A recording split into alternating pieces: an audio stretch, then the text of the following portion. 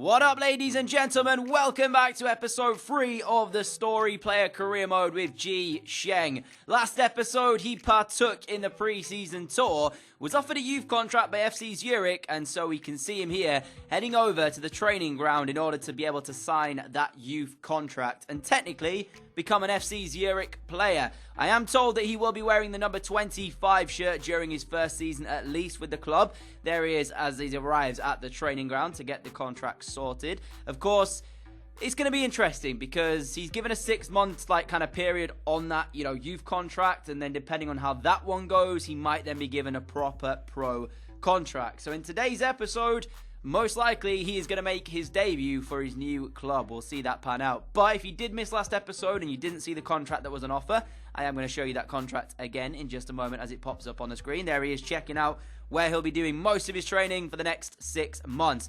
That was a contract that FC Zurich had offered to G, 200 Swiss francs per week, which worked out at around about £150 per week in English money. He then decided it was time to get into some training. He went and met up with some of the rest of the boys and got used to them and how they played during a training session. But because, of course, he has got that study outside of playing football and the fact that he's got to keep up with school, it means that he won't be able to train as much as maybe some other pro footballers will. So whereas they might train 4 or 5 times a week, G might only be able to get to 1 or 2, meaning that his serious kind of growth and his overall is going to be kind of hindered by that aspect of it. But it's his choice, he's chosen to go to school and try and do this as well. And we'll see if that's going to be a possibility for him and if he can keep up with it. But he was able to train here. He's still early days at his new, school and his new university. So he's still early days and he still has a bit more time than maybe he will do later on down the line. But his first training session went pretty well. Of course, being a winger, he's got to be established in the crossing skill. So that was him there practicing that one. But then as well, the coach got him involved in some, game scenarios. He decided to throw him into the mix of things and see what he was like with his finishing. So you can see there's a couple of 2-on-2s, 1-on-1 opportunities to see if G can actually finish them off and stuff like that, which is always going to help because down the line when it comes to him actually playing the games, if he gets in this situation during a game, you want to see him be able to finish the move off. So him having the training here will help him in the best way possible, and that was a very unlucky chance, that one there. I thought he was going to score from that. Nice ball through here. And just in general, the training for the first time went rather well, I would say. There wasn't anything spectacular that he did, but there wasn't anything bad. He was pretty consistent throughout his first training session. So all in all, it looks pretty good with the way of G Sheng getting his contract. Now, I did take a look actually to see if you can improve a player's weak foot, and you can improve a player's weak foot. I didn't actually see it, but it is within the accomplishments. So there is every chance that we can improve G's 1-star weak foot and make it better than what it currently is. And this is how he currently looks in terms of a footballer. 67 rated, not too bad. That's kind of average for players coming through, I would say. Kind of the 62 mark is where I would say is average. So 67, a bit higher than maybe some other players in the football world. But he is 19. He's got a lot of, years ahead of him. That 1-star weak foot is what the game's giving him. Bit harsh, I would say. I think his right foot's not terrible. But he does have the 2-star skill moves. So he can pull off a couple of interesting moves, which hopefully he'll be able to do in games. And it was time for G to make his debut. Now, the reason this is so interesting is because his debut was coming against Grasshopper Club. If you watch the Swiss League or know anything about it, these two are considered rivals. They come from the same city in Zurich, Grasshopper Club and FC Zurich. So this is what I would say a main rivalry. Apparently as well, the Zurich have a rivalry with FC Basel, but I think that's just down to the fact that they are a good side and they are normally the side that wins. But I'm pretty sure that Grasshopper Club come from in and around the same city as FC Zurich, in which case this is a rivalry. What a time to make your debut for your new club. Coming straight into it and getting involved in a derby day. Player debuts for both clubs. You can see some money being spent by both of these teams here ahead of this new season. Some money didn't get spent though on G because he came for free. And there he is in the mix of things. He looks rather short when you compare him to the rest of the boys in the squad.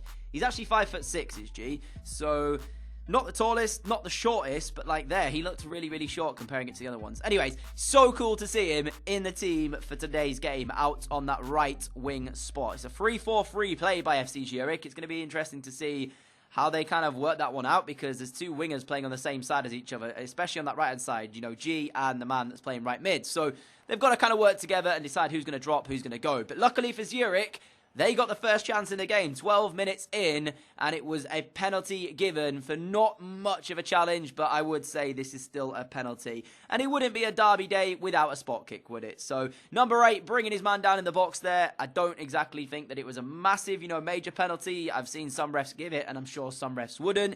But it wasn't to be for Zurich because the man stepped up and he ended up hitting his effort straight towards the goalkeeper who made a decent save. I think it was Frey who took that spot kick there. And as we got later on into the game, just before half-time, showed itself. Mutu, great run. He's then brought down up the other end, this time in FC Zurich's penalty area. And it is a penalty to Grasshopper.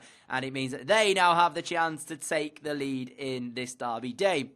One penalty, one miss from Zurich. A second penalty appears. Are we going to see a second miss? Or Grasshopper, the home side, going to take the lead in the game. Not much in this penalty either, but it's still a penalty at the end of the day. Very much like Frey there, number 9 steps up, and it is unfortunately smashed against the top of the crossbar. I was baffled when I saw this happen, but we are on shape to have a great derby day here. 2 penalties, 2 penalty misses, and as it stands, it remains 0-0. The second half, though, got underway. G makes that defender look silly before continuing his run on. He's playing at 6.7 at the moment, holds the play up well, passes inside, gets the return back from his teammate, drives it across, and there is goal number 1 of this competitive season, especially in Derby Day. What a way to introduce yourself to the fans. G with the assist, Frey with the finish, FC Zurich 1, Grasshopper Club 0. Just like that, he has become a hero here at FC Zurich. I mean, not necessarily a hero, but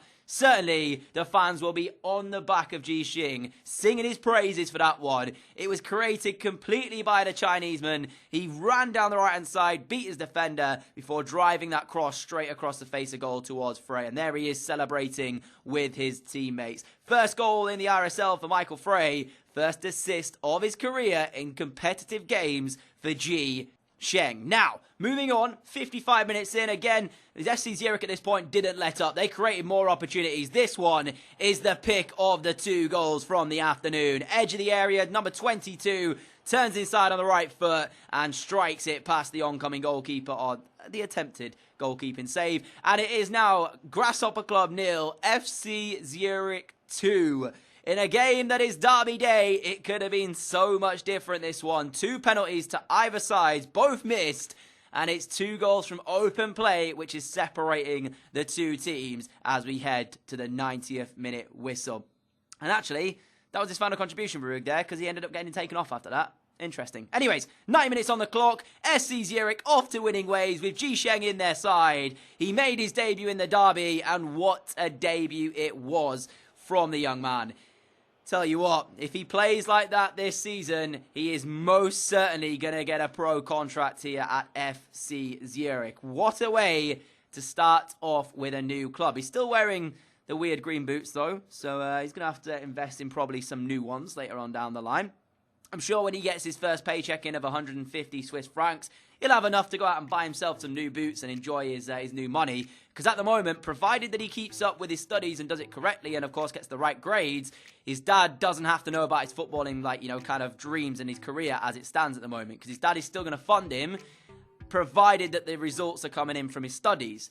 But, of course, depending on how his studies go, if he falls behind in that, there's going to be question marks as to why that is, because he is kind of an ace straight student, So his dad will question if he falls behind and why that is, but until that happens, his dad is willing to give him the money to be able to live in Switzerland and be able to do what he wants to do. That was the deal they made, that if he continued with his studies in Switzerland and he got the right results, his dad would back him with the monetary value because, of course, coming from a wealthy family, they can afford to do that. But his dad at the moment doesn't know that he's got a youth contract at FC Zurich. So we're going to see if he can keep it quiet and away from his family at the moment. But, of course, if he keeps playing the way he is and keeps continuing doing well, there's every chance that he's going to maybe get a transfer away from FC Zurich. Of course, we don't want to do that yet, though. We're still looking early days yet. 9 minutes into game 2 of his career, it was the chime of not necessarily Zurich being on top this one. It's his first home game, and they actually gave away the first chance to their opponents there, but a good save from the goalkeeper stopped the opponents from going 1-0 in front. But it was only a matter of time, because from the corner in the 43rd minute, they did ever so well,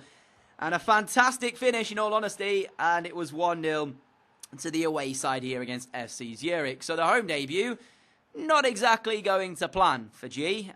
He had a great performance in his full debut last time out away from home. This time it's his home debut, and they're a goal down and not necessarily even had a chance in this first half. But question marks about it there, because I felt like the man there you can see on the right-hand side of your screen right now, at the time I was looking at that thinking maybe he blocked the goalkeeper, and could you say that that's obstruction? But then looking from that angle, probably not. It's a rightful decision from the referee. And it is the away side who lead by a goal to nil. So, yeah, not exactly ideal heading into half-time. But the second half would get underway. 73 minutes in. It's again FC Zurich on the back foot, though, for this one, as their opponents come forward again. And again, it forced the goalkeeper to have to make the save. Zurich really showing absolutely nothing at the moment, suggesting they're going to get themselves back into this game. All-out attack decided by the manager. In the end, G uses his aerial presence, which is not something I thought I'd be able to say, in order to get this ball away. 77 minutes on the clock, 13 to go. He asks for the pass to be played, turns inside his man, lays the ball off, comes inside, continues his run. Nobody picks him up, straight through the middle. And G Sheng got his side back on level terms. 10 minutes remaining of normal time. It's FC Zurich 1. Their opponents 1. To say the least, I genuinely did not expect G to score his first goal in this episode for his new club. But I have to say, that run was incredible from him. I didn't even see it coming until I saw the initial pass go back, and I thought he's going to continue his run here. Nobody picked him up. He goes straight through the middle of the defence, and it is 1-1 here. FC Thun, I don't know if I'm pronouncing that right, 1, FC Zurich 1. All square at 90 minutes. It's a point for either side. The home debut not exactly going to plan in terms of the result, but for G, he got his side back on level terms, got them a point as well. And as if he didn't have a heroic performance in game 1 when they took on Grasshopper for the derby, he's had a definite heroic performance here, getting his side back on level terms and getting them the point from the game. So as he trudged off at the end of the game, I don't really know why he looked so disheartened. I felt he played well. I would have been buzzing with scoring my first goal for him, a new club. But G maybe thinks of things differently. Maybe he is a serial winner. Maybe he wanted to win that game, and that's why he's disappointed. But regardless, great way to continue his good start to his campaign. Moving into the last game of today's episode, though, FC Zurich against FC Lugano. He's now got up to a 68 rated winger. But if you notice, he hasn't really been training either. So whether or not that's down to his studies, because he obviously has to continue those as well, he just simply can't make training. The boss, the gaffer, is still picking him. He's still giving him a chance to showcase what he's got in games.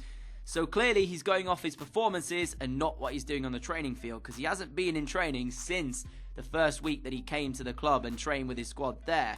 So it is difficult for him, so that I suppose he has got the excuse of the fact that he is still studying and he's actually only on a youth contract. If he was on a pro contract, he would have to pretty much train up to every training session. So, I can understand why he maybe is missing some here and there. But FC Lugano, the next opponents, away from home again. FC Zurich trying to get the right result here. Sheng out on the right wing spot for this one again.